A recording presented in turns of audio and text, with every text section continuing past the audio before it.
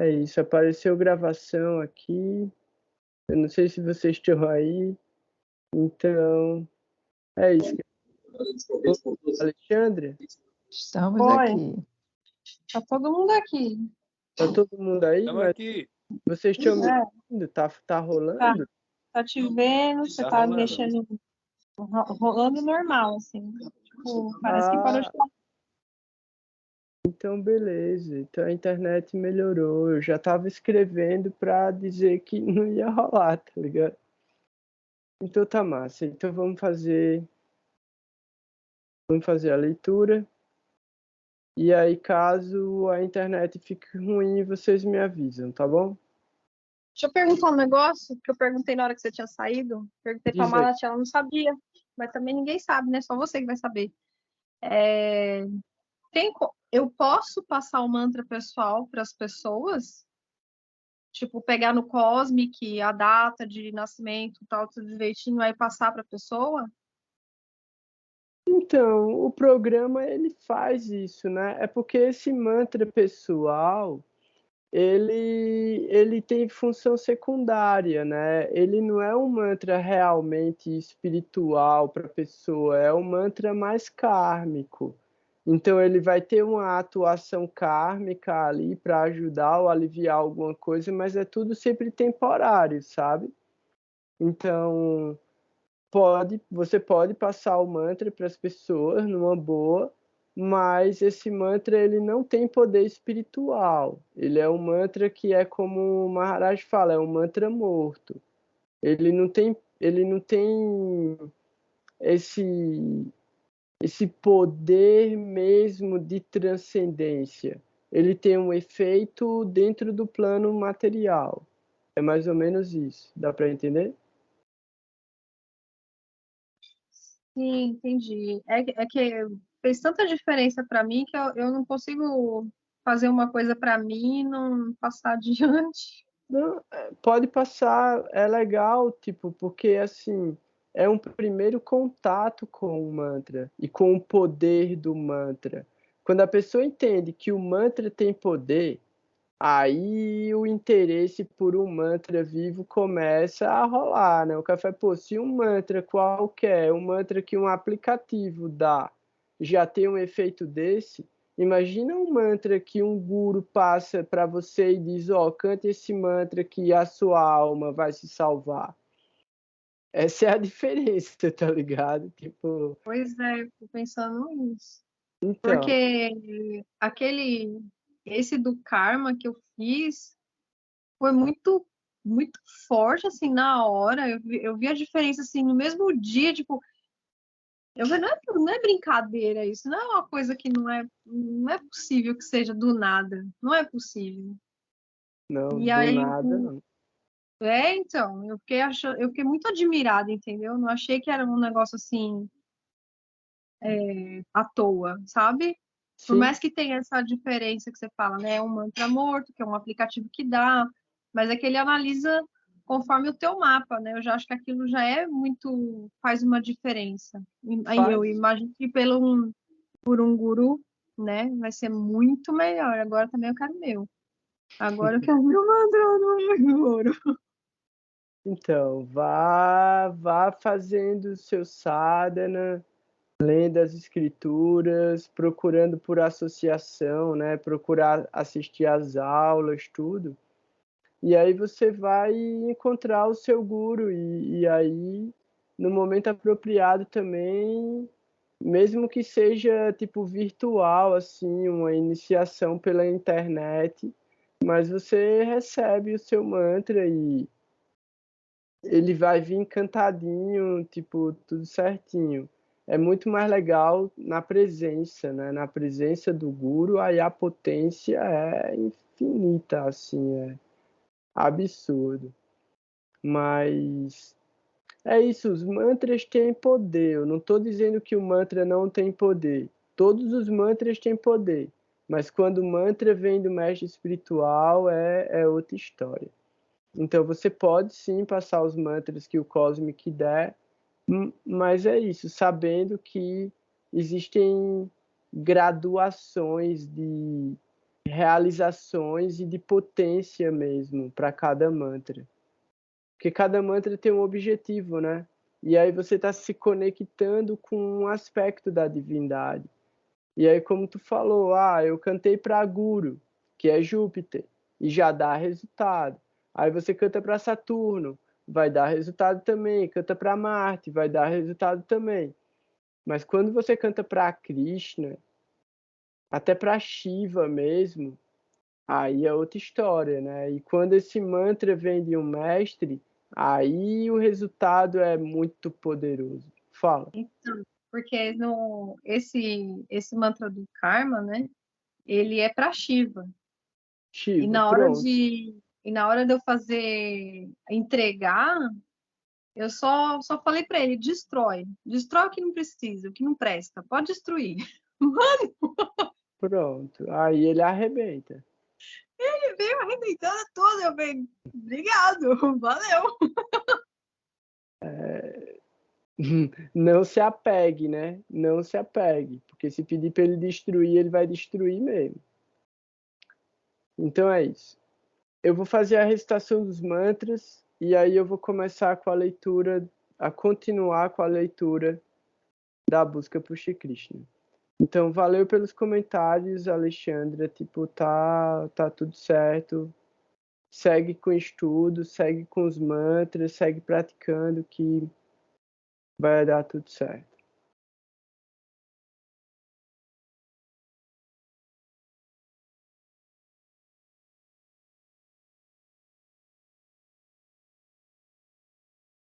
Guru Vabhishta Supurakam, Guru Ganaera Shisha Sambhushitam, Chintya Chintya Samasta Veda Nipunam, Shri Rupa Pantanugam, Govindam Vidam Ujvalan Varatanum, Bhaktyam Vitam Sundaram, Vande Vishwa Gurun Chadivya Bhagavat Premnoi Bija Pradam Vancha Kalpatarubhyascha Kirpat Sindhubhya Evacha Patitanam Pavanebhyo Vaishnavebhyo Namo Namaha Om Agyanantimirandasya Gyanagyanam Shalakaya Shashurum Militam Yena Tasmai Shri Gurave Namaha Jagurudev, Jagurudev, Jagurudev, Jagurudev. Saudações a todo mundo. Tava com saudade. Já fazia algumas semanas que a gente não se encontrava por aqui. Então, para quem ainda não me acompanha pelo Instagram, eu acho legal, poderia me seguir no Instagram também. Então é só colocar lá Gaura Nataraj no Instagram, vocês vão achar o meu perfil. E lá no meu perfil vocês vão ver os últimos vídeos que eu fiz e que são relacionados justamente a essas últimas semanas que a gente não se encontrou, porque eu estava acompanhando um mestre espiritual, um sannyasi da linha Brahma Madhava Gaudiya Vaishnava, da escola Shri Chaitanya Sarasvati Mati.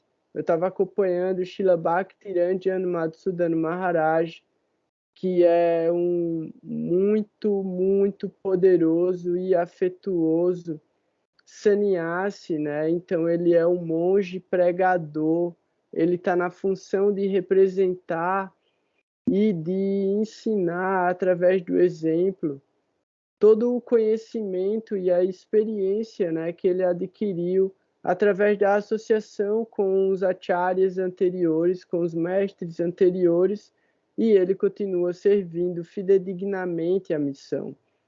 Então, como eu sempre falo, né, a meta da nossa prática deve ser servir aqueles que servem a Deus. Então eu fiquei muito feliz de poder ter feito serviço, né, de ter estado na associação desse grande mestre, desse grande professor.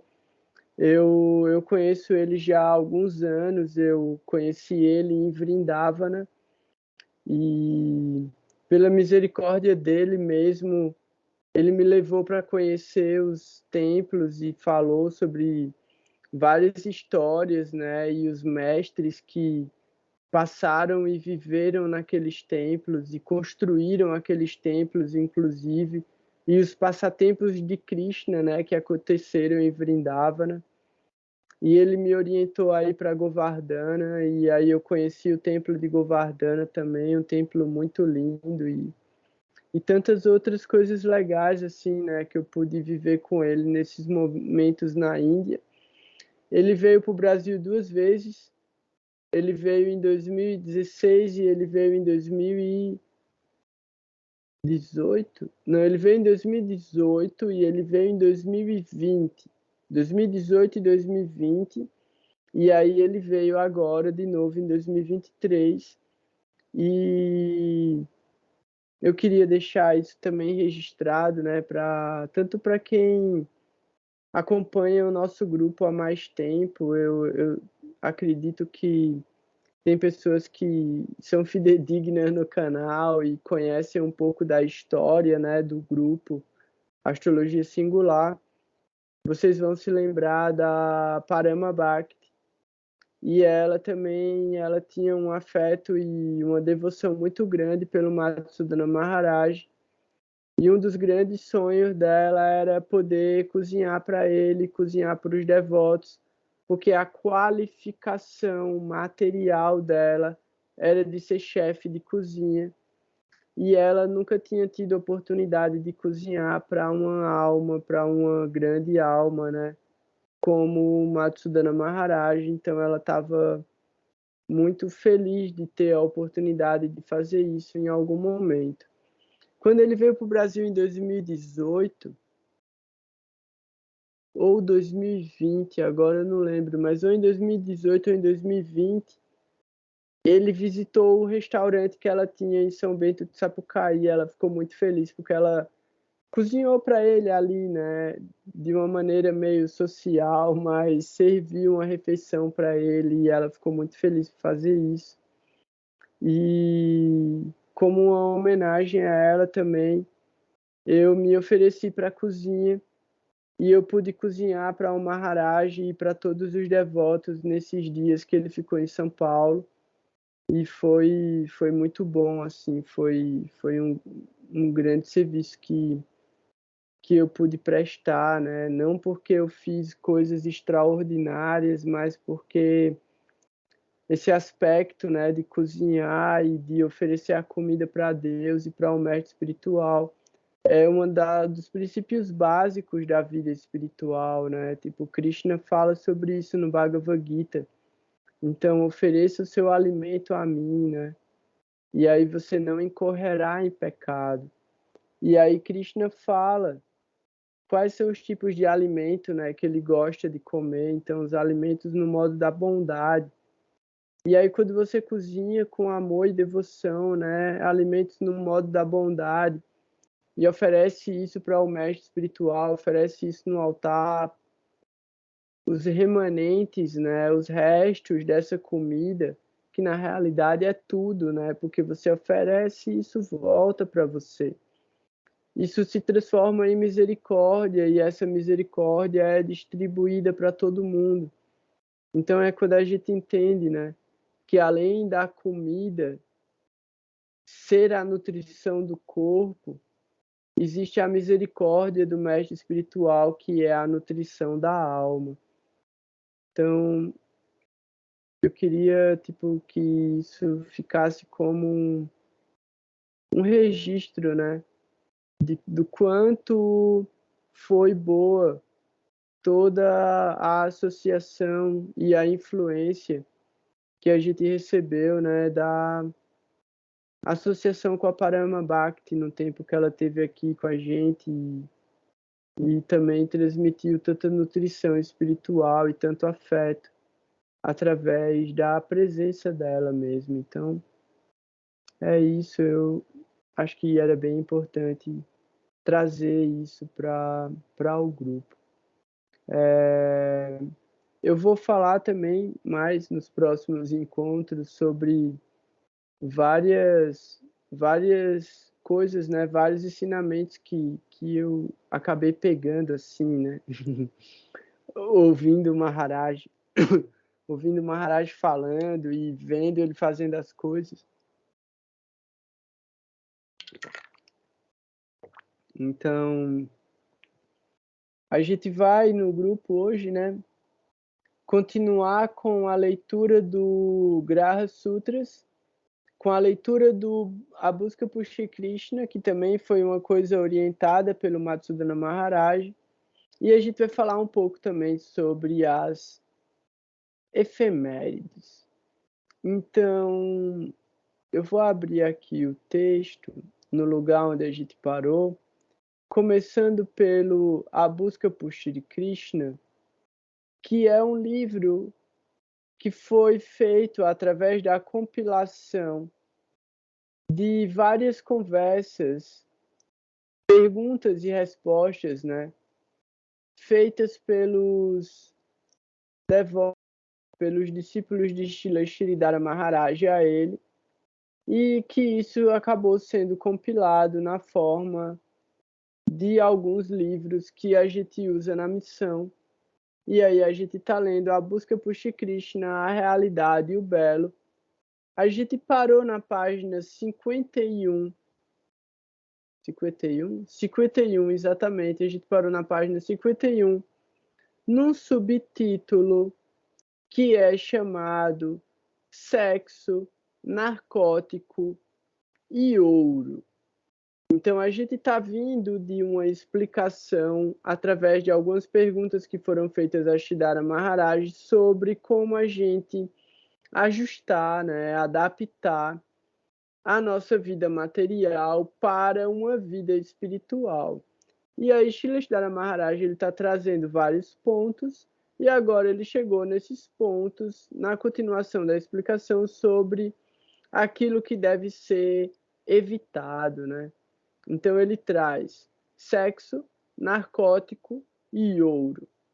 Ele começa falando: o Srimad Bhagavatam, no primeiro canto, capítulo 17, verso 38, aconselha que essas 5 coisas devem ser rejeitadas. Dyutam, que se relaciona com os jogos ou a diplomacia. E aí, assim, eu já vou explicar alguns significados desses elementos para não ter que voltar depois e explicar. Então, assim, essas 5 coisas que devem ser evitadas, elas podem ser interpretadas de várias maneiras, e por isso que isso é bastante complicado. Então, quando os devotos falam, né, quando alguns mestres falam também que devemos evitar os jogos, é porque os jogos, além deles envolverem essa questão de que você pode perder os seus bens materiais através dos jogos, e aí a gente tem um exemplo do Maharaj Yudhishthira, que foi desafiado, né, pelos Kauravas para um jogo de dados. E por causa desse jogo de dados, a gente culmina na Batalha de Kurukshetra. Então, esse jogo de dados, ele foi um dos motivos, né, da maior desavença entre os Kauravas e os Pandavas, e o momento em que teve as maiores ofensas, porque foi quando Yudhishthira, ele aposta todos os bens que ele tem, ele aposta os irmãos. Então, os irmãos se tornam escravos e ele mesmo se torna um escravo, porque ele aposta a própria liberdade no jogo. E ele acaba apostando a esposa no jogo. Então, muitas maldições e muitos problemas vêm decorrentes desse jogo, que é uma das representações da degradação da mente humana por causa de vícios em prazeres ilícitos. Então, os jogos, eles estão caracterizados dentro de Dyutam, mas por outro aspecto. Por quê? Porque os jogos, eles falam sobre uma predisposição humana a enganar, para poder tirar vantagem das outras pessoas. Então, além do significado que é dado através de tudo que o Maharaj Yudhishthira perde no jogo, a gente entende também que isso acontece porque Shakuni, que é o tio de Duryodhana, o irmão de Gandhari. Gandhari? Eu acho que é Gandhari, a mãe dos Kauravas. Agora eu estou em dúvida se o nome dela é Gandhari, mas eu acho que é. A irmã de Gandhari, o irmão de Gandhari é Shakuni. E ele é um jogador de dados que tem poderes místicos. Então ele consegue o resultado que ele quer com os dados. Então ele tem a propensão a enganar. Então, por causa da propensão a enganar para tirar vantagem no jogo, os jogos devem ser evitados, para que a gente não desenvolva na gente esse senso de competitividade e esse desejo de enganar as pessoas para ganhar. Ao mesmo tempo, a diplomacia também é um jogo retórico para tirar algum tipo de vantagem. Então, a diplomacia, assim como também, né, os negócios e os acordos, eles trazem uma predisposição a enganar.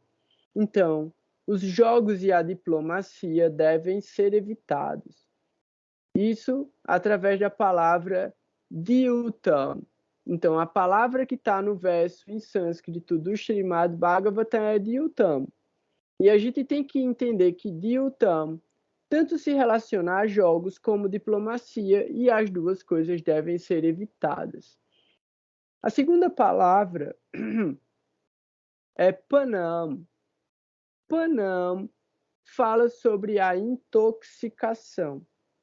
E aí, essa intoxicação aqui, Srila Sridhara Maharaj, ele mesmo fala, incluindo chá, e aqui é chá preto, betel, café e todos os outros intoxicantes.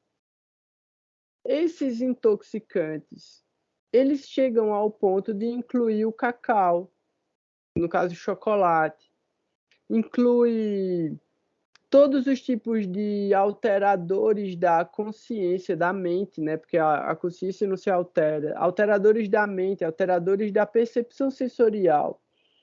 Por quê? Porque isso atrapalha a meditação. Então, tudo aquilo que interfere na sua meditação deve ser evitado. Então, a gente entende também que essa intoxicação ela pode ser através de eletrônicos. Por quê? Porque os eletrônicos eles acabam criando uma dependência, e essa dependência é uma dependência realmente biológica. As pessoas ficam com síndrome de abstinência quando não usam a internet. Então, acontece sim isso. E aí a gente também vai entender que tudo aquilo que ocupa o seu tempo e condiciona você a estar separado da percepção da transcendência e da sua relação com a divindade deve ser evitado. Então, Panam fala sobre todas essas coisas, tudo aquilo que nos condiciona, né? Que nos disciplina de uma maneira maléfica. Mas tudo aquilo que nos condiciona, que nos escraviza e que nos torna viciados e que nos separa do nosso caminho espiritual deve ser considerado como panam ou intoxicação. Por quê? Porque a intoxicação altera a nossa capacidade de perceber o que é divino e transcendental. Então, a terceira palavra se chama Striyaha. E Striyaha que Srila Sridhara Maharaj explica como amor feminino e legal.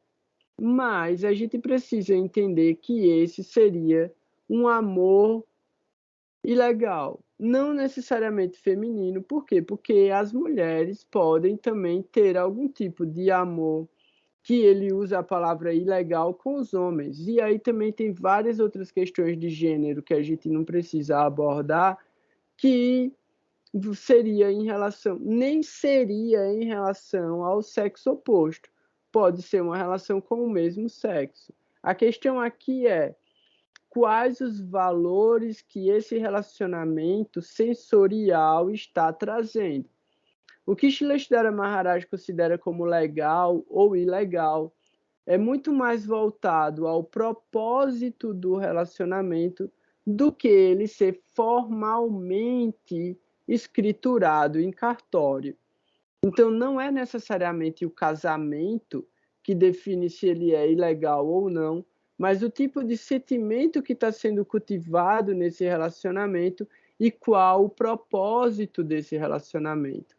Então, Striyaha vai muito mais se referir a um tipo de comportamento degradado em relação à sexualidade do que algo legal ou ilegal diretamente no sentido da palavra.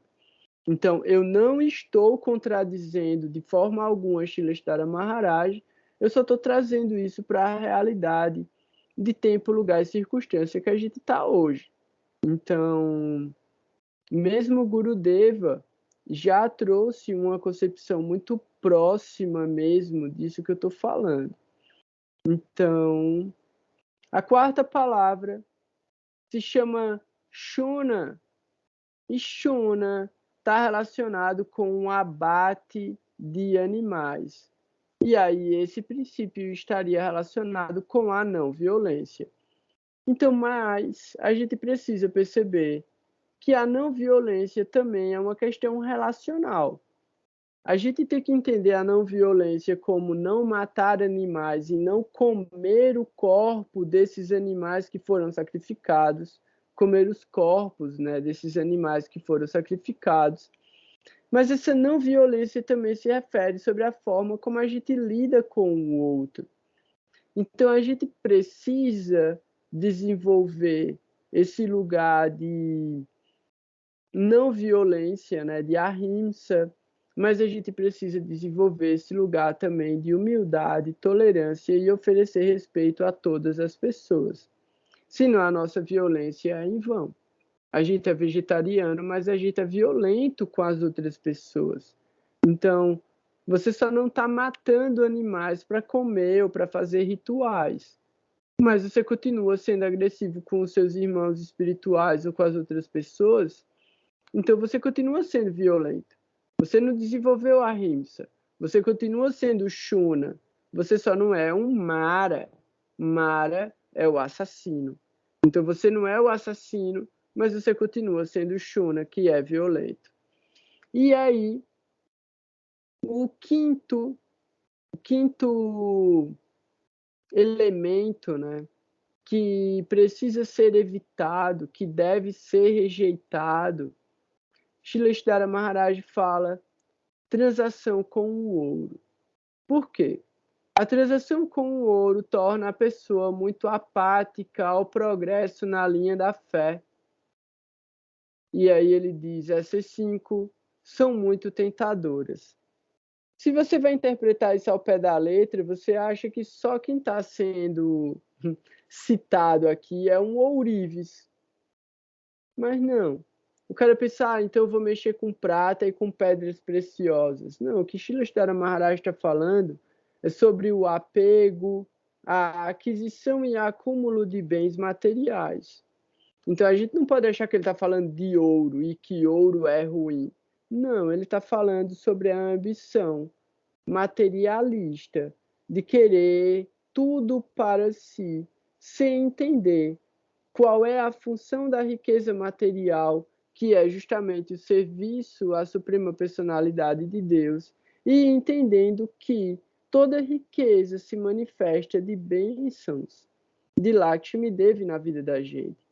Então, a gente precisa ter cuidado com a forma como a gente lida com a riqueza, para não cometer ofensas nem a Krishna e nem a Lakshmi Devi.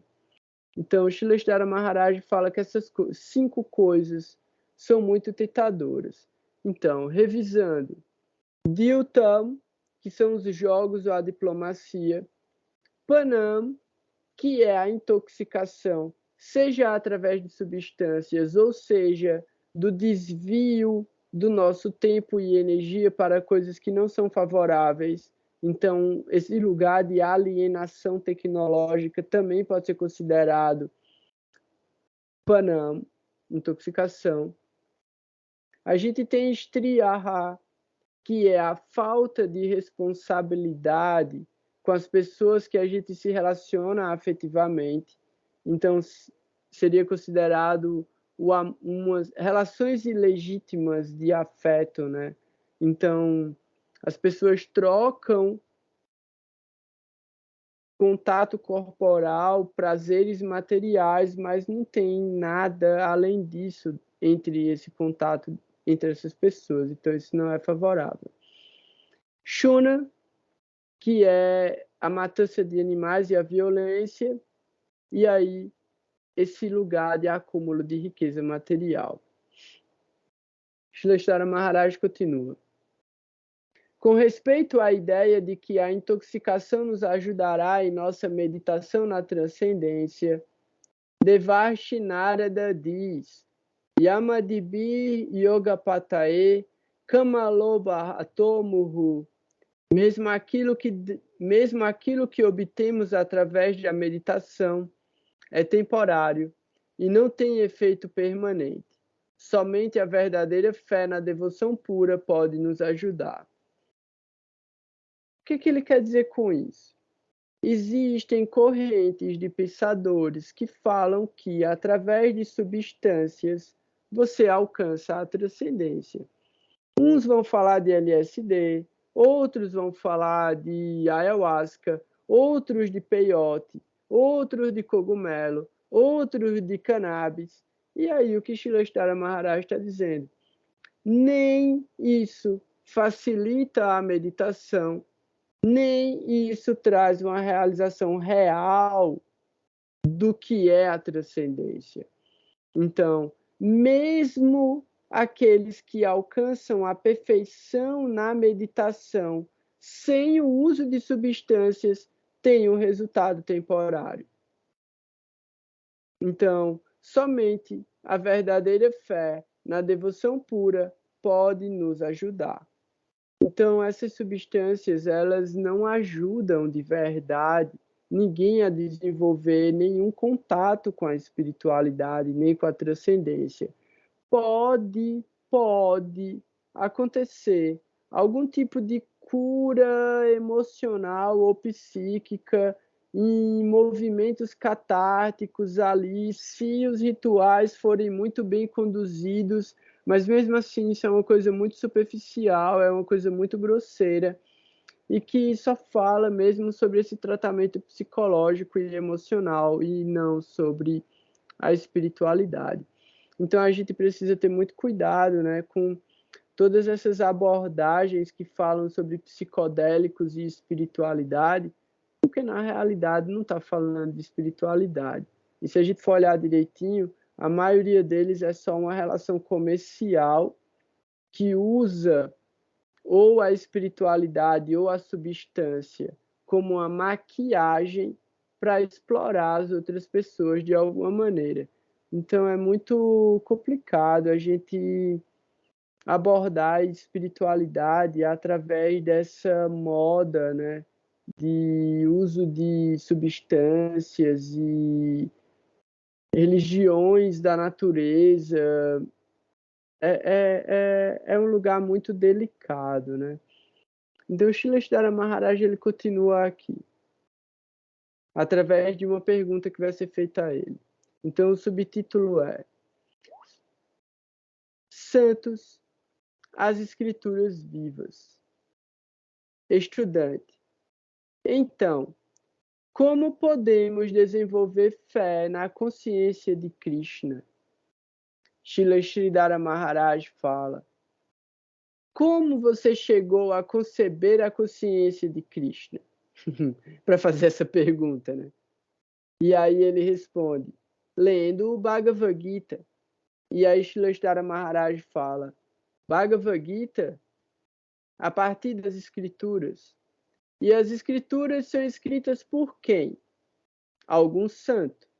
Então, a associação de santos e o conselho das escrituras são ambos necessários. O santo é a escritura viva, e a escritura nos aconselha de forma passiva. Um santo pode se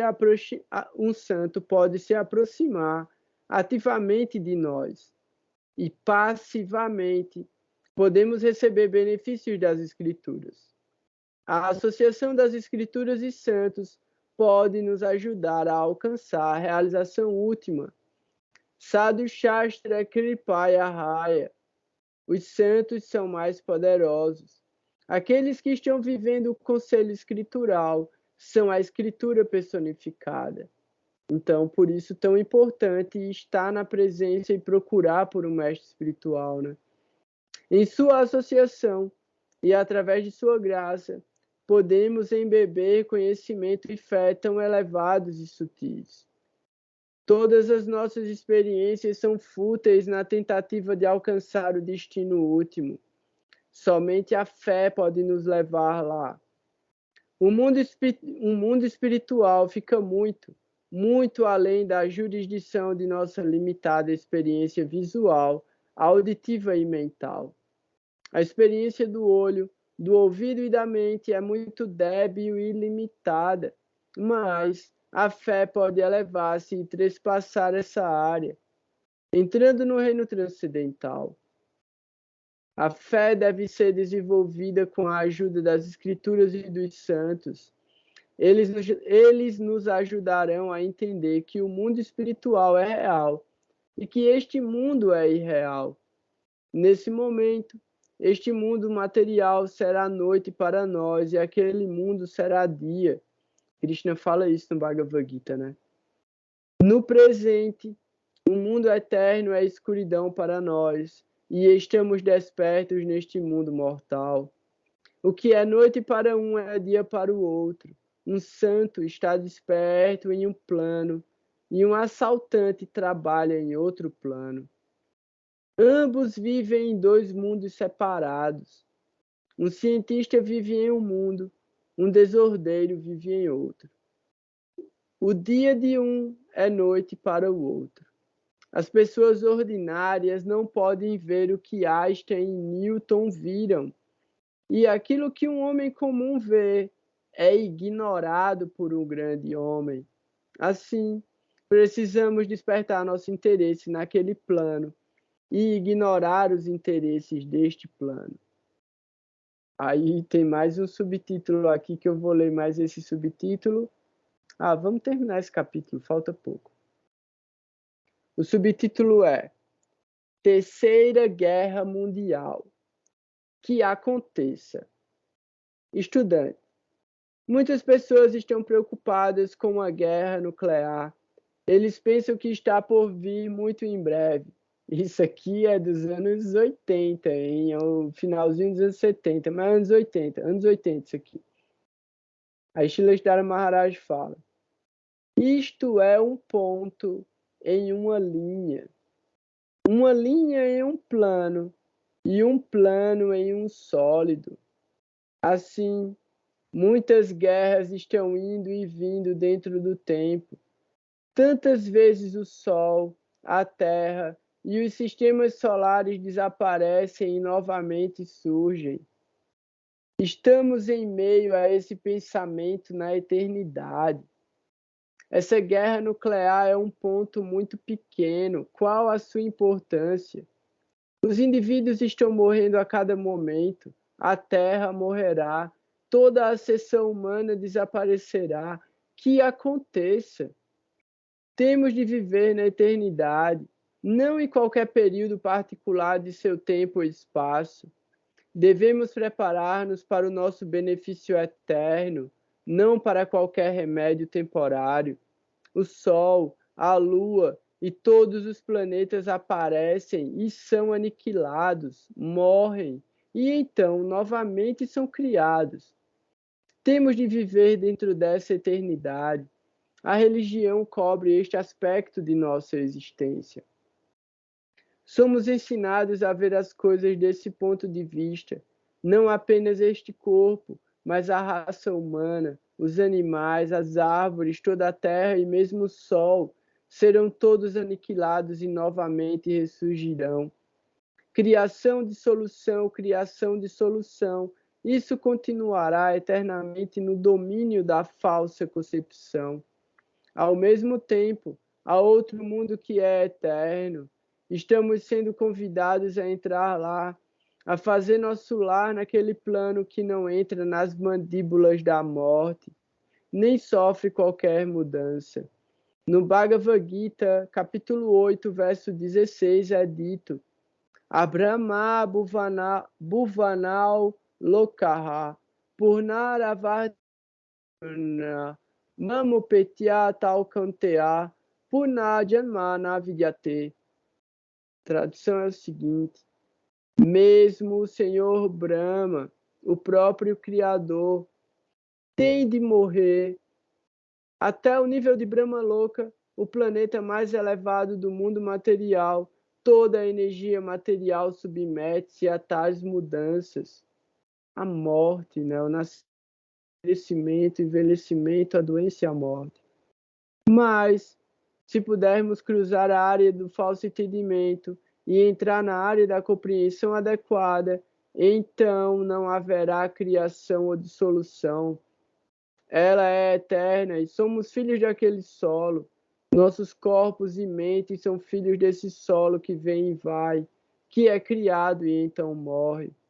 Temos de sair deste mundo de morte.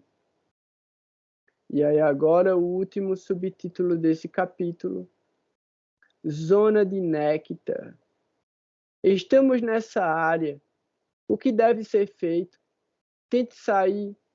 Tente ao máximo sair dessa área mortal. Os santos nos informam: venha cá, querido amigo, vamos para o lar. Por que você está sofrendo tantos problemas desnecessariamente em uma terra estrangeira? O mundo espiritual é verdadeiro. Este mundo material é irreal. Brota e murcha, vem e vai, é uma farsa. Do mundo da farsa temos de chegar à realidade. Aqui neste mundo material não haverá apenas uma guerra, mas guerras após guerras e após guerras. Existe uma zona de néctar e somos realmente filhos daquele néctar que não morre. Srivantu Vishve Amritasai Putraha. É isso, somos filhos dessa terra de néctar.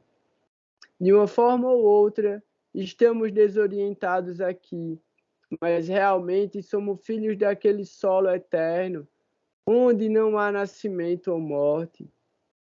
Com o coração amplo e aberto, temos de nos aproximar daquele lugar.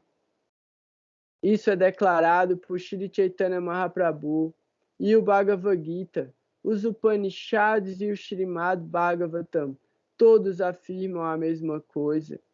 Esse é nosso doce lar, e devemos tentar ao máximo ir de volta a Deus, de volta ao lar, e levar outros conosco. Então essa é a meta, galera. Eu vou parar a leitura do Busca por Shri Krishna por aqui hoje. E aí a gente continua na semana que vem, a partir do capítulo 3, quando ele fala sobre fossilismo e contra, né, versus a evolução subjetiva. A gente está parando na página 57. Alguém quer fazer algum comentário? Alguém achou alguma coisa muito legal e quer falar? Porque eu acho que tem muitas coisas muito legais aqui. Quando ele fala sobre os entorpecentes, né? Eu acho interessante porque ele tira totalmente da mentira, né? Porque não tem outra forma de ver, né? As pessoas ficam meio que se deixando enganar por uma coisa que se você é como se você toma um chá de camomila, ele vai fazer bem para o teu intestino. É a mesma coisa com uma ayahuasca, a mesma coisa com... Ele tem um efeito. Eu fico pensando que existe um efeito ali naquela erva. Né? Não importa para qual uso que se dê. Então, a gente precisa sair dessa visão assim de que, nossa, me levou para tal estágio e não sei o quê. Mas é óbvio que vai te levar, porque ela tem um efeito no mecanismo do teu cérebro, numa parte do teu corpo, né? É meio que natural isso iria acontecer. E isso existe, não é porque isso não, né, que vai te levar que não existe. Existe, né? Dependendo do que existe, né? Tá ali. Você só precisava ter um contato e tal, mas isso não quer dizer que você precisa ficar lá o tempo todo tendo contato com aquilo para, né, saber da existência de outras dimensões, vamos dizer assim. É o caso da ayahuasca, né? Eu vejo. E também uma coisa que eu queria, só para não ficar tomando toda hora o microfone, tem uma nova uso agora, né, que eu vejo o pessoal fazendo uso de cacau, mas ele leva também ao mesmo ponto, né? É uma limpeza orgânica que traz ali vários benefícios no mundo material, dentro do mundo material, não é dentro do mundo espiritual, mas que pode ser até que afete, mas é aquela questão que você falou, psicológica e emocional. Sim. Atua do ponto de vista biológico, né? E a gente não pode ignorar que atua nesse lugar biológico. É como tu tá falando, um chá de camomila tem um efeito, um chá de erva doce tem um efeito, um chá de hortelã tem um efeito, aí um chá de cogumelo tem um efeito, um chá de trombeta tem um efeito.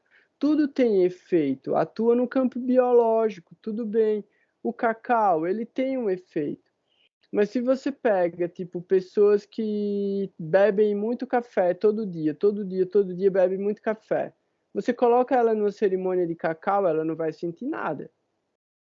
Mas se você pega uma pessoa que já está fazendo uma dieta, uma pessoa que já, tipo, não bebe, uma pessoa que evita café, uma pessoa que evita estimulantes e tal, quando você leva ela para a cerimônia de cacau, ela vai sentir um efeito, ela vai se sentir alterada. E tudo bem. E aí, assim, a gente tem que levar em consideração vários elementos, né, dentro disso. Primeiro Srila Sridhara Maharaj, ele está falando a mais elevada concepção teísta possível. Então, a galera que está perguntando para ele sobre isso é uma galera muito experiente e uma galera que já vivenciou muita coisa dentro de todas essas filosofias espirituais, transcendentais, esotéricas e tudo mais. E eles estão perguntando para a maior autoridade viva naquele momento qual é a opinião dele sobre determinadas coisas, e ele está dando o Siddhanta, ele está dando a concepção última. Mas uma coisa que a gente precisa considerar é o estágio de ignorância que os seres humanos estão hoje em dia. E o que é que eu quero dizer com isso? Eu não estou defendendo de jeito nenhum essa galera tipo dos psicodélicos. O que eu quero dizer é o seguinte: levando em consideração psicologicamente, e eu estava até trocando ideia com uma amiga minha que é psicóloga e faz trabalhos de ressignificação do corpo. Por quê? Porque as pessoas perderam a identificação com o corpo. Antes, as pessoas achavam que eram só o corpo. Agora, as pessoas não sabem nem que estão no corpo. A vida material condicionou tanto as pessoas à repetição de determinado tipo de circunstância que ela não sabe mais usar o corpo. Ela não sabe mais o que ela está sentindo. As pessoas estão extremamente intoxicadas por remédios e pela alimentação. E as pessoas perderam, tipo, a ideia de para que serve o corpo. Então, são pessoas que estão atrofiadas biologicamente e sensorialmente. Atrofiadas. Elas não sabem se mexer, elas não sabem se movimentar, elas não sabem, tipo, se sentar direito, elas não sabem, tipo, comer direito. Então, quando a gente pensa qualquer coisa que possa ajudar essas pessoas a sair dessa situação, já é bom, já é favorável. Então, muitas vezes, pessoas extremamente materialistas, grosseiramente materialistas, que não têm nenhuma noção da própria existência, que estão completamente identificadas com a mente e limitadas pela mente. Quando elas usam alguns tipos de substâncias que alteram a percepção da mente delas, elas entram dentro de um tipo de percepção um pouco mais sutil da própria existência, e isso pode despertar em algumas pessoas o desejo de conhecer sobre a alma, de conhecer sobre a espiritualidade e procurar por um caminho fidedigno. Então, eu não estou defendendo de forma alguma essas especulações xamânicas que rolam por aí, mas para pessoas que estão na mais absurda, mais abismal, assim, profunda ignorância sobre a própria existência, pode ser que aconteça algum tipo de benefício. Pode ser que aconteça. Não é garantido. Então, assim, não é transcendental, não é espiritual. Mas para aqueles que estão completamente doentes e cegos, talvez isso fale para eles que existe uma luz. Então, a gente pode considerar isso dessa maneira, né? Não como algo realmente favorável, mas como algo que pode dar alguma energia de ativação para pessoas que já têm algum mérito espiritual. E aí Srila Maharaj, ele não quer amaciar para ninguém. Ele já bate forte mesmo e ele fala que não é espiritual e pronto. E aí a gente tem que realmente entender que ele está certo. Ele não está errado, ele está certo. Não é espiritual. Mas no mundo que a gente vive hoje, na era de Kali tão forte, é importante, né, que existam lugares onde as pessoas ainda, mesmo na ignorância, na ilusão, né, na profunda força de Maya, elas possam ter acesso a algum tipo de alívio, mesmo que temporário, né? Se isso diminui o sofrimento delas, tem alguma validade. Pode não ser uma validade espiritual, mas quem sabe no futuro gere algum tipo de mérito e ela se conecte com uma prática espiritual de verdade. Graha Sutra. Alguém quer falar? Se alguém quiser falar, pode ligar o microfone.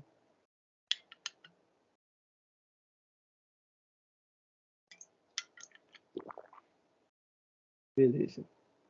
Então, Graha Sutras, a gente está agora no capítulo. A gente terminou a parte dos Salmya e Krara Gruhas e agora a gente vai falar sobre aspectos. O alto aspecto dos planetas. Isso que ele está chamando de aspecto ainda não são dristes, não são os olhares. Ele está falando ainda sobre características dos planetas. Então, o que está definindo aqui está próximo de Caracas. Então, são Caracas, não são aspectos, né? Porque traduziram Caracas como aspecto ao invés de características. Uma citação do Brihat Parashara Shastra, quando fala sobre a natureza e a forma dos grahas. Esses são os versos 12 e 13. O Sol é Sarva Atmam, a Lua é Manas, Marte é Sattvam. A consciência falada é Mercúrio dando discurso. Júpiter é a alegria dando conhecimento. Vênus é o doador de víria ou dos prazeres. E Saturno concede tristeza, como dito pelos antigos rishis. Cada um dos grahas representa uma parte essencial do eu. Combinados, os grahas representam a pessoa completa que vive, respira e funciona. Olha só, cada um dos grahas representa uma parte essencial do eu. Combinados, os grahas representam a pessoa completa que vive, respira e funciona.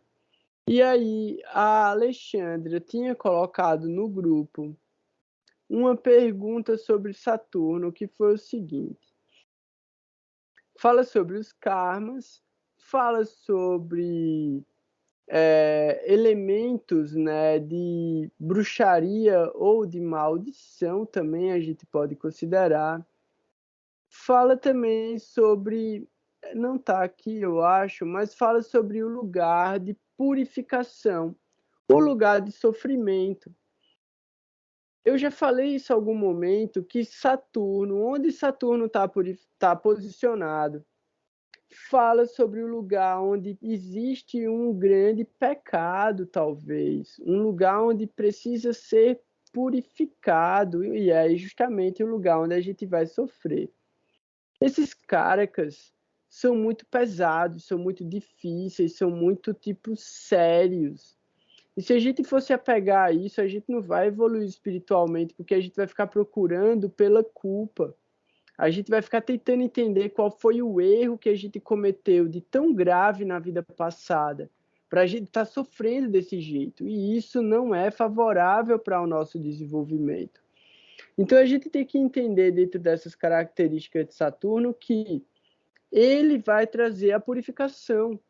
Ele está tentando livrar a gente daquele determinado tipo de karma, apontando o karma para a gente, fazendo a gente ver e viver aquele karma, ou atuando ou sofrendo por causa dele. Então, a gente vai chegar em Saturno, a gente vai ter mais informações sobre Saturno, mas é importante que a gente entenda justamente isso, que os planetas, eles carregam karma, pô. A gente tem muito karma. Se a gente for olhar só o que tem de ruim, a gente vai ver só o que tem de ruim para todos os planetas. Porque a gente tem karma bom e karma ruim com todos eles. Então, é importante ver o que tem ruim? É. Mas é muito mais importante ver o que tem de bom. Porque é através do que a gente tem de bom que a gente vai conseguir superar o que a gente tem de ruim. Se a gente foca só no ruim, a gente vai ser só o ruim e viver só o ruim. Se a gente foca no que é bom, o ruim continua lá. Mas esse bom fica forte ao ponto de transformar o que é ruim em uma coisa que é uma purificação. É sempre importante a gente ter essa concepção na mente da gente, fresquinha. Tipo, o meio ambiente é sempre favorável. Então, mesmo o sofrimento e mesmo a tragédia são benéficos para a gente evoluir espiritualmente. É um ensinamento. Então, aceite a misericórdia de Deus em desejar purificar você, para você poder entrar limpo na casa de Deus. É isso que significa. Então, é muito importante, né, a gente saber identificar essas características, não se enganar, ser real consigo mesmo, procurar pelos próprios defeitos e corrigir esses defeitos. Não é tentar esconder os defeitos e não procurar defeitos nos outros, né? Então, continuando o texto do Ernest Wilhelm no Graha Sutras. Sol Sarva Atman. Sarva Atman significa todo o eu. Isso tem várias conotações. Espiritualmente, Sarva Atman é a alma e, portanto, o Sol representa a alma. A alma, é claro, estando além da criação, não pode ser verdadeiramente representada por nada na criação, incluindo qualquer planeta. O que o Sol realmente representa é o conhecimento intuitivo do indivíduo sobre a natureza de sua alma. O conhecimento intuitivo da alma, o conhecimento intuitivo da natureza da alma fornece confiança, autoestima, nobreza e capacidade de sacrificar as coisas do mundo para propósitos mais elevados. O Sol, portanto, representa todas essas qualidades de alma. Fisicamente, o eu inteiro representa o corpo. O Sol representa, assim, o corpo em sua totalidade. Um Sol robusto e sem aflições garante em grande parte a integridade e a saúde do corpo físico. Sendo o eu total, o Sol nos representa como uma pessoa completa. Uma pessoa com alma e corpo, mente e caráter, comunicando o que está em sua consciência, possuindo a capacidade de conhecimento e alegria, com energia vital e suportando as mágoas.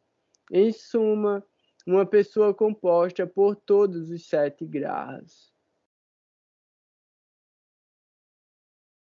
Os textos são pequenos, então eu vou ler aqui ainda. Pronto, eu vou ler a Lua e eu vou deixar Marte para ler a partir da semana que vem. Lua, Manás. Manás é a mente, mas não a ideia ocidental da mente dos processos intelectuais, mas a mente que experimenta. Através de Manas, todos os 5 sentidos são experimentados, e ao experimentar os 5 sentidos, é receptivo às qualidades da criação, e assim vive e respira no mundo. Manas consiste em Diva, a consciência viva, e Arrancara, o eu, a ideia de existência separada. O Diva é o ser vivo da consciência que experimenta a totalidade da criação através dos 5 sentidos. A primeira coisa que o Diva experimenta é ela mesma, que dá origem ao ego. E, portanto, o Diva é sempre acompanhado pelo ego. O ego nada mais é do que a ideia de existência separada. A ideia de existência separada dá origem à consciência do eu, que cria a consciência do meu e todos os aspectos resultantes. A Lua, portanto, representa a consciência individual, experimentando todas as suas alegrias e tristezas. Eu aconselho depois vocês a darem uma lida de novo nesses 2 tópicos, o Sol e a Lua, porque isso aqui está falando bastante sobre elementos básicos de como a gente deve interpretar esses planetas e, de acordo com o posicionamento deles, observar essas características e quais delas se manifestam. Fica a dica, leiam de novo, assistam de novo esse vídeo quando estiver no YouTube, vai ser bem importante. Façam anotações. E aí também, né, nos encontros do grupo aos sábados, a gente vai dar uma aprofundada em tudo isso, na ideia de interpretação dos textos. Então, é rapidinho aqui, para a gente falar um pouco sobre efemérides.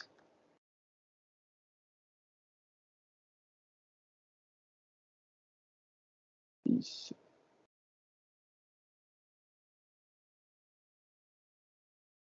A gente tem, né, como foi muito bem observado pela Malati, a gente teve um evento acontecendo hoje, extremamente importante, né? Que foi a entrada do Sol em Leão, que inclusive culminou, né, com o fim do mês de Purushottama, que acabou ontem. Que aí o nome Purushottama é até o nome legal desse mês, que foi um mês até bastante considerado inauspicioso pelos astrólogos. E aí a gente falou, né, no começo desse mês, eu falei que era um mês extremamente importante para o desenvolvimento de atividades espirituais. E incrível como a gente foi abençoado com a visita do Matsudana Maharaj para poder fazer serviço devocional a uma grande alma de verdade, a um santo Vaishnava, a um Vaishnava, né? Então, foi tudo muito bem arranjado pelo karma. Mas é muito importante, né, a gente entender isso, de que todos esses movimentos, né, essas efemérides, elas atuam de maneira muito individual. A gente faz uma avaliação genérica, mas tudo depende do mérito espiritual de cada um, depende do karma de cada um. Então, como a Alexandre estava falando, né, pô, do nada ela começa um sadhana e esse sadhana já traz uma grande transformação na vida dela através de mantras. E aí, uma das coisas que acontece é que ela tem uma melhora na vida material dela. Pô, o que a gente olha? Vênus retrógrado, saindo do Gandanta, que ele estava no Gandanta retrógrado em Câncer, e entrando, né, numa situação um pouco mais confortável, porque ele saiu do Gandanta. Cadê esse? Não é o mapa de hoje, mais uma vez. Aqui, mapa de hoje. Vênus está com 23 graus. Com 23 graus, ele está no pada 3 de Ashilesha. E aí ele acaba, além de que, né, Vênus em Câncer, ele tem uma tendência a dar bons resultados. Por quê? Porque pelo Kala Purusha, Câncer é a casa 4. Fala sobre o ambiente doméstico, fala sobre a mãe, fala sobre o relacionamento com a mãe, fala sobre as propriedades, os veículos, fala sobre a percepção da felicidade na vida. Vênus retrógrado está mais poderoso do que ele ia estar se ele estivesse andando para frente. O que é que acontece? Se você tem mérito espiritual, Vênus vai dar presentes para você, você vai ganhar coisas materiais, você pode mudar de casa e ir para uma casa melhor, como foi o caso. Você pode ter ganho financeiro, você pode ganhar propriedades, você pode ganhar um veículo, você pode ganhar roupas. Sua percepção da felicidade vai melhorar, você vai se sentir feliz. Então, assim, para quem tem mérito com Vênus, esses são resultados possíveis desse movimento retrógrado de Vênus dentro de Câncer. E aí, o que mais a gente pode pensar, né? A gente está tendo aqui uma conjunção de 4 planetas no signo de Leão.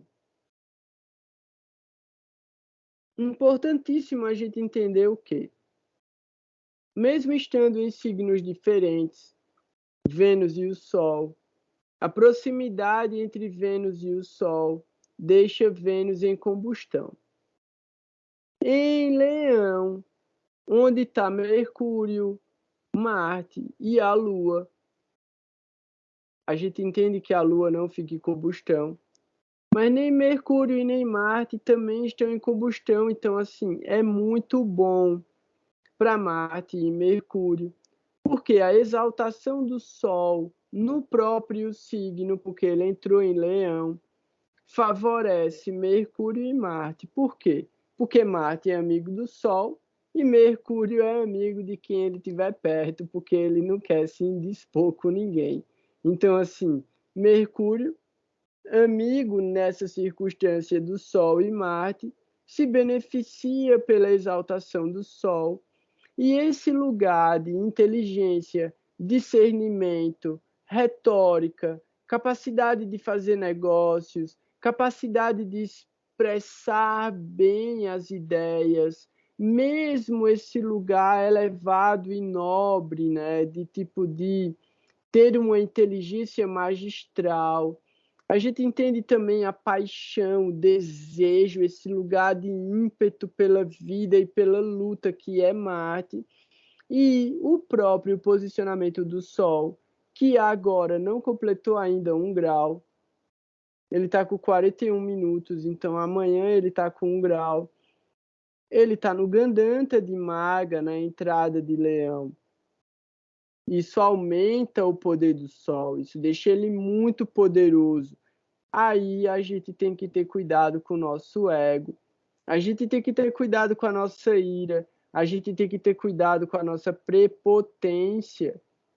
A gente não pode achar que é superior. A gente não pode, de forma alguma, julgar. E não interessa se você é capaz de fazer melhor alguma coisa do que o outro. Porque Krishna fala que é melhor fazer imperfeitamente o seu dever do que fazer perfeitamente o dever do outro.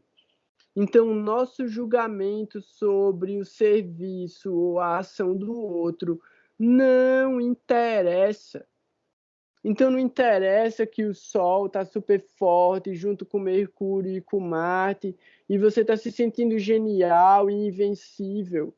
Entenda a posição ontológica do outro em relação à realidade. Ninguém conhece. Ninguém sabe o que está dentro da cabeça e nem dentro do coração da outra pessoa. Ninguém sabe o que ninguém está vivendo. Então, viva o seu processo. Não julgue e não tente viver o processo de ninguém.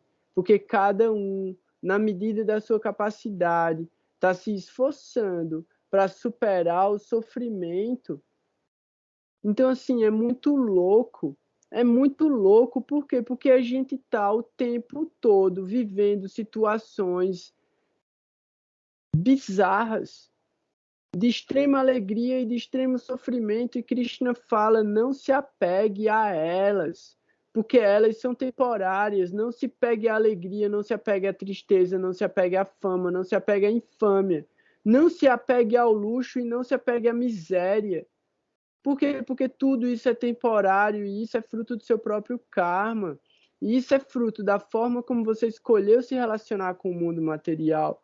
Então, existem coisas muito mais importantes, que aí sim é cumprir com o dever espiritual da gente, cumprir com o nosso sadhana.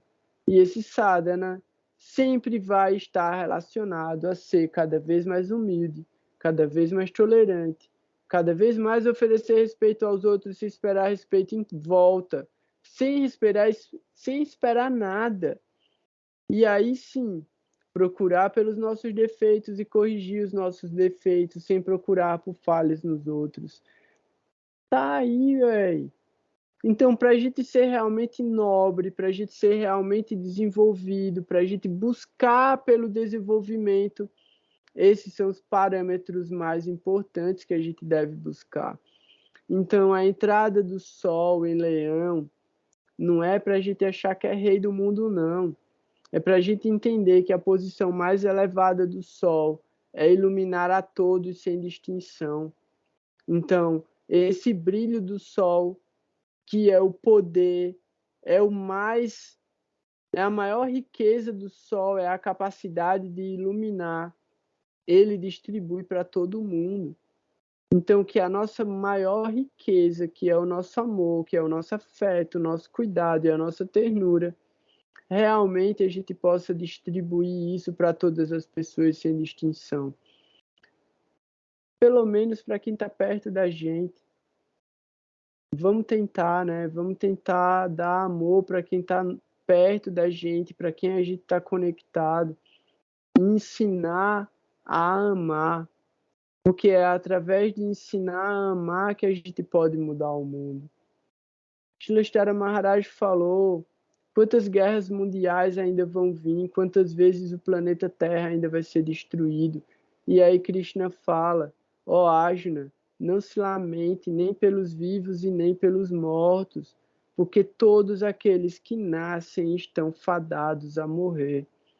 Então, a única coisa que a gente pode fazer e o único benefício que a gente pode dar é a realidade da consciência, ajudar as pessoas a entenderem que elas são almas e a buscarem pelo refúgio dessa alma o lar eterno, pleno de consciência, de conhecimento, de êxtase, de bem-aventurança, de doçura.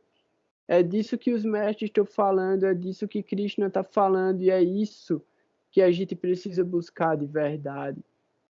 O resto é secundário. O resto, o tempo resolve do jeito que tiver que resolver, através do nosso próprio karma.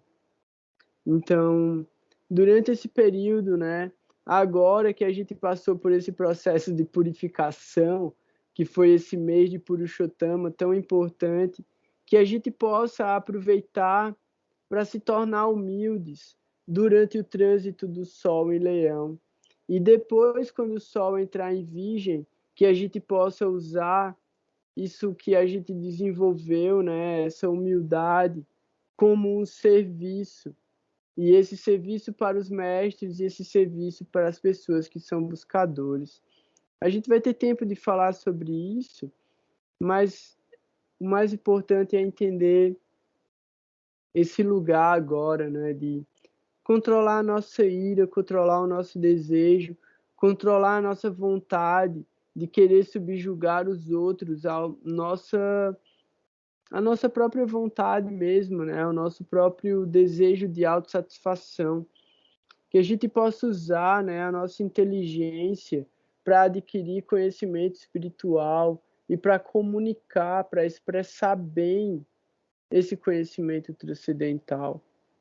Isso é a grande mensagem, né, para essa semana, porque na semana que vem, Mercúrio e Marte eles já vão estar em Virgem.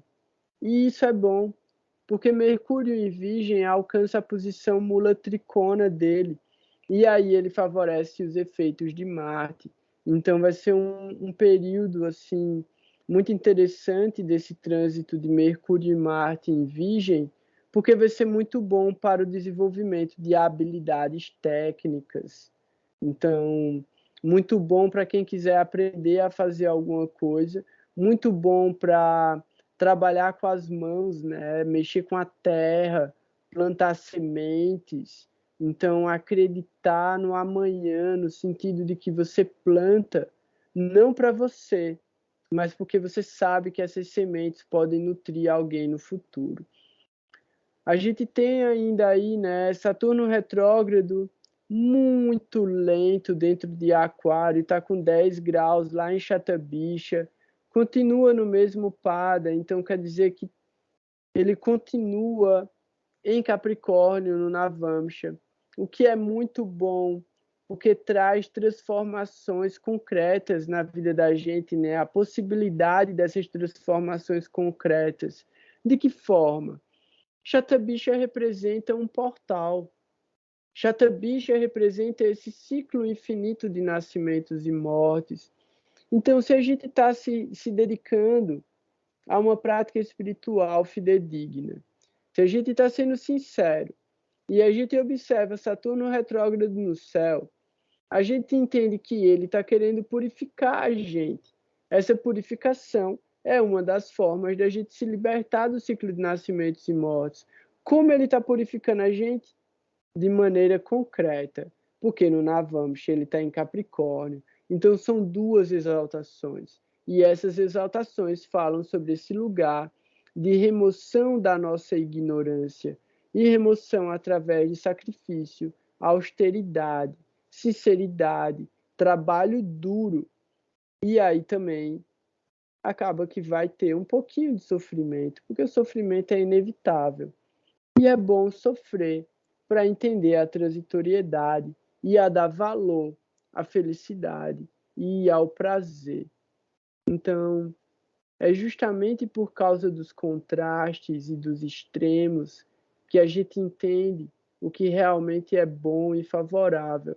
Então, mesmo quando a gente comete um erro, esse erro traz um parâmetro. Então, a dor e a alegria são parâmetros.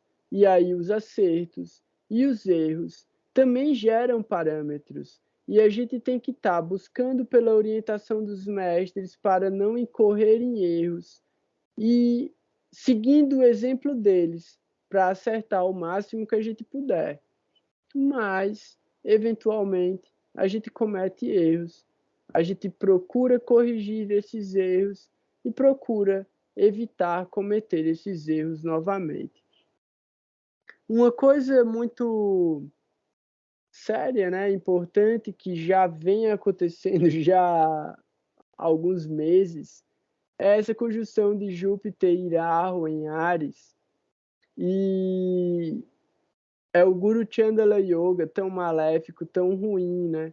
Mas que ao mesmo tempo pode estar ajudando a gente a encontrar um mestre ou a verdade em um mestre espiritual.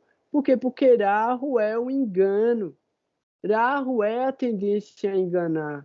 Rahu é a tendência e o desejo do prazer individual e egoísta. Mas a associação com Júpiter e Júpiter exaltado em Áries, e aí a gente entende que é muito, muito, muito favorável quando a gente percebe que a energia de Júpiter traz uma certa bênção e clareza, porque em Áries, né, para a cabeça da gente, para os nossos desejos de crescimento e desenvolvimento. Então, Rahu vai trazer a ambição, a compulsão, né, o vício e até mesmo esse lugar de obsessão. Se você está muito conectado com o materialismo, você está perdido.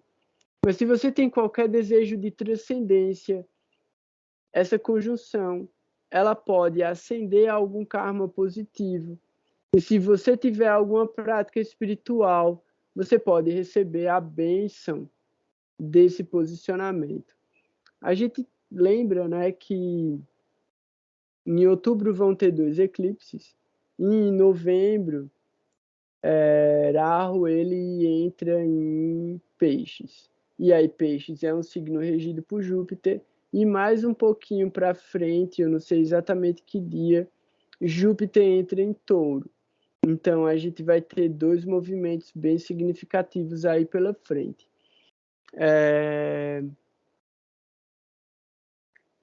Ketu continua em Libra, e aí a gente já avaliou bastante essas características de Ketu em Libra, né? E entendendo esse sentimento de querer estar isolado, de querer estar sozinho, de querer introspectar mesmo, de querer ir profundamente dentro dessa realidade íntima, né? Procurar pela nossa força interna. E aí, em Chitra, que é onde Ketu está, ele vai trazer um certo tipo de cura para os nossos traumas, para as nossas dores, porque Chitra fala sobre esse trauma, Chitra fala sobre essa dor, Chitra fala sobre as pérolas que são feitas de uma forma de proteção, colocando o que cada um tem de mais poderoso, de mais sagrado, né? De mais transcendental, de mais amoroso, para curar as agressões, para curar a violência que a gente sofreu na vida. Então, Chitra, que fala sobre essa capacidade das ostras de envolverem com madrepérola os grãos de areia que invadem a concha e criar essas pérolas que são símbolos da resistência amorosa, né? Porque ela pega o que ela tem de mais precioso e camada após camada envolvem aquele elemento invasivo e agressivo. Então,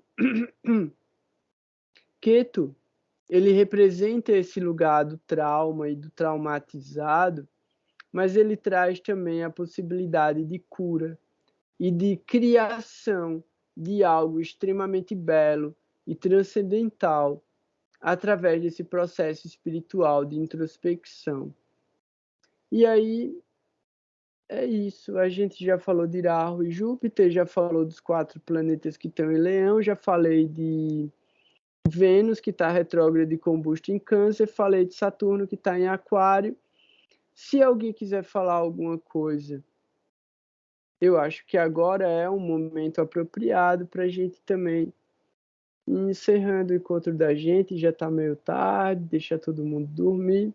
Semana que vem a gente começa no horário certinho e dá continuidade ao nosso estudo e leitura. Tudo bem? Agora, só para tirar uma dúvida, você falou Júpiter vai entrar em Touro em novembro? Foi isso que você disse? Sim, eu vou ver direitinho que dia que vai ser, peraí. Não, é que eu tava olhando aqui, não vai ser não. Eu fui até dezembro e não rolou. Ah, ele ainda não entrou em touro? Ah, porque ele fica retrógrado, foi Ele tá mal. retrógrado, né? É, pode crer, ele vai ficar retrógrado quando? Deixa eu ver, 17 de setembro. Ah, pronto, comecinho de setembro, então ele fica retrógrado, foi mal. Valeu, É. Alexandre. Então, Então, ó. Ah, eu acho que é logo mais, hein?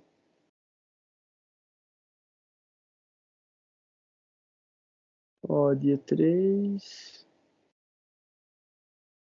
Dia 4 de setembro, pronto. Dia 4 de setembro, Júpiter fica retrógrado. Então, ele só vai entrar em touro mesmo no ano que vem. Então, vai ser uma boa oportunidade para justamente, né? Quando o Rahu entrar em peixes, aproveitar essa força da exaltação de Júpiter em Áries e ele está retrógrado também, né? O que deixa ele mais poderoso e aproveitar essas bênçãos para transformar a nossa personalidade num ambiente mais espiritual. E aí foi boa essa observação, Alexandre, porque aí na semana que vem eu posso dar um enfoque nesse movimento de Júpiter, porque provavelmente ele já vai estar muito próximo de ficar retrógrado. Eu não sei que dia é, dia 3, deixa eu ver. Ah, não, ainda falta 15 dias. Pronto, dá para falar sobre Júpiter na semana que vem, na outra semana ainda, antes dele ficar retrógrado. E aí a gente dá uma aprofundada desses efeitos de Júpiter em Áries, porque eu acho que é bem importante. Valeu mesmo pela observação, assim, tipo, isso era uma coisa que a Parama faria, né? Então eu agradeço muito que você fez, assim. É muito importante a gente dar informações precisas, né? E eu não fico acompanhando as efemérides, então acabo me perdendo com isso. Agradeço mesmo pela sua observação. Então, se ninguém tiver mais nenhuma observação a fazer, é isso. Então, eu queria mais uma vez, como sempre, né, agradecer a oportunidade que vocês me dão de fazer serviço, de estar aqui, tendo a boa associação de vocês, lendo as escrituras, aprendendo bastante, né? Tendo experiências de troca muito boas com vocês e que todos os benefícios, tipo, todos os méritos e todas as glórias de qualquer benefício que vocês possam vir a obter da nossa associação, esses glórias e esses méritos são para os mestres espirituais. Então eu fico muito feliz de poder compartilhar com vocês, né, esse conhecimento que vem deles e que a gente possa sempre glorificar e lembrar desses mestres, que eles são a verdadeira fonte real e prática do conhecimento transcendental. Então, todas as glórias são para Srila Bhaktirangana Madhusudana Maharaj, todas as glórias são para Srila Bhakti Sunda Govinda Dev Goswami Maharaj, para Srila Bhakti Rakshakshidadev Goswami Maharaj e para Srila Bhakti Vedanta Swami Maharaj Prabhupada e todos os Vaishnavas e todos os mestres dessa Bhakta Vrinda, né, dessa árvore devocional. Então, agradeço de todo o coração a presença de vocês. Logo mais a gente se encontra de novo. Vancha kalpa tarubhyascha kripa sindhubhya eva cha patitanam pavanebhyo vaishnavebhyo namo namaha. Om Gyanati Mirandasya Gyanam Shalakaya Shashuru Militam Yena Tasmai Shri Gurave Namaha. Haribol, Hare Krishna. Logo mais a gente se encontra. Foi um prazer estar com vocês mais uma vez. Até mais, galera. Gratidão. Boa noite.